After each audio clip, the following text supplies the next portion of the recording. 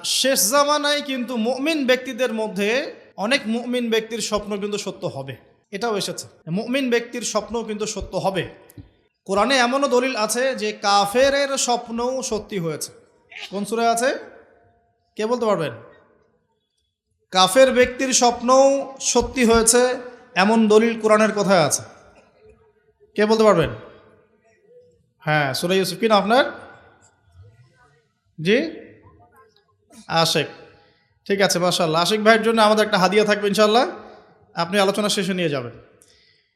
তো ইউসুফ আলাইহিস সালামের যে ঘটনা সূরা ইউসুফ, সেখানে আছে যে অমুসলিম দুজন ব্যক্তির স্বপ্ন সত্য হয়েছে, হয় নাই? একজন এসে বলেছেন আমার মাথায় রুটি, রুটি খেয়ে নিচ্ছে পাখি। আরেকজন বলেছে আমার হাতে ছিল শরাব, এই শরাব আমি পান করাচ্ছি রাজাকে, বাদশাকে। ইউসুফ আলাইহিস সালাম বললেন যে পান করাচ্ছে বাদশাকে সে নাজাত পেয়ে যাবে জেল থেকে, আর যার মাথা থেকে রুটি খাওয়া হচ্ছে তাকে শুলদণ্ড দেওয়া হবে। ঘটনা সত্য ছিল তো? আচ্ছা, এখানে এই দুই ব্যক্তি কিন্তু মুসলিম নন, তারা কিন্তু অমুসলিম। তো যেটা বলছিলাম যে আল্লাহর পক্ষ থেকে মুমিন ব্যক্তিকে সত্য স্বপ্ন দেখানো হতে পারে শেষ জামানায়, বেশি বেশি হতে পারে। তাই যখন ভালো কোনো স্বপ্ন দেখবেন শুকরিয়া আদায় করবেন আল্লাহর কাছে।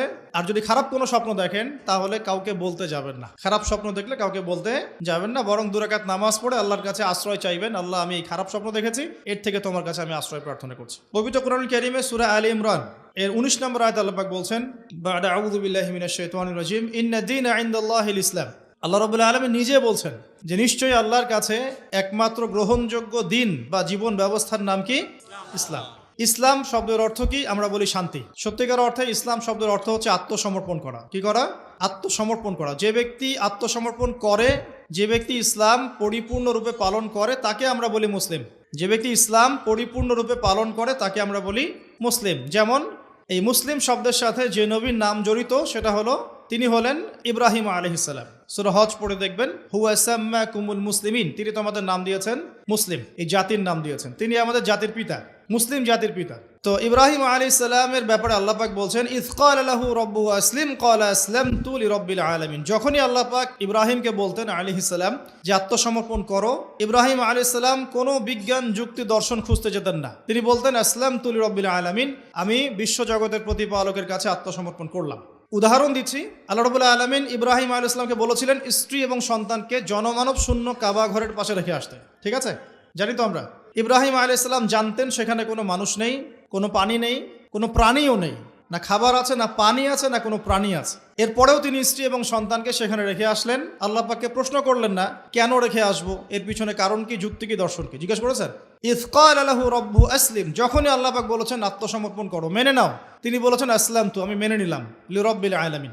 আল্লাহ রাব্বুল আলামিন তাকে বলেছেন যে তোমার সন্তান ছোট, হয়তো বয়স হবে 10, 12 বা 15 বছর। আল্লাহ পাক তাকে বলছেন সন্তানকে জবাই করতে হবে। কি করতে হবে? জবাই করতে হবে। তিনি চলে গেলেন, সন্তানকে বললেন, ইয়া বুনাই, হে আমার সন্তান, যার নাম ইসমাঈল আলাইহিস সালাম, ইন্নী আরা ফিল মানামি আন্নী আযবাহুক, আমি আমার স্বপ্নে দেখেছি আমি তোমাকে জবাই করছি। কি করছি? জবাই করছি। আর নবীদের স্বপ্ন কিন্তু ওহী। নবীদের স্বপ্ন কি হয়? ওহী। ওহী মানে কি? আল্লাহর পক্ষ থেকে প্রত্যাদেশ, আল্লাহর পক্ষ থেকে মেসেজ। সবার স্বপ্ন কিন্তু ওহী নয়। নবীদের স্বপ্ন কি? ওহী।